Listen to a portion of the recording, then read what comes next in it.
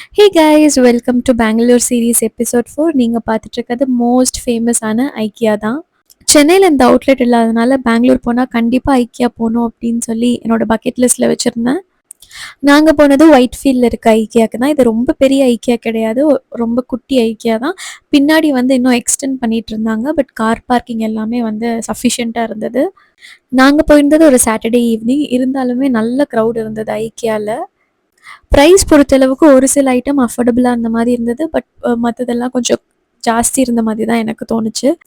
இந்த ஐக்கியாவில் எல்லாமே வச்சுருந்தாங்க. கிச்சன் ஐட்டம்ஸ்லேருந்து பெட்ரூமுக்கு தேவையானதுலேருந்து எல்லாமே வச்சுருந்தாங்க. நான் வந்து பெருசாக எதுவும் பர்ச்சேஸ் பண்ணல. ஒரு 300க்குள்ளே தான் நான் பர்ச்சேஸே பண்ணியிருந்தேன். ஐக்கியாவில் எனக்கு ரொம்ப பிடிச்சது அவங்களோட கிளாஸ் ஐட்டம்ஸ் தான். மக்ஸ்லேருந்து எல்லாமே அவ்வளோ சூப்பராக இருந்தது. பட் நான் எதுவும் பெருசாக வாங்கலை. நீங்கள் ஐக்கியா போயிருந்தீங்க அப்படின்னா உங்களோட ஒப்பீனியனை கமெண்ட் பண்ணுங்கள். ஐக்கியா எக்ஸ்பென்சிவாக இல்லை நார்மல் ரேஞ்சா அப்படின்னு அடுத்த வீடியோவில் பார்க்கலாம்.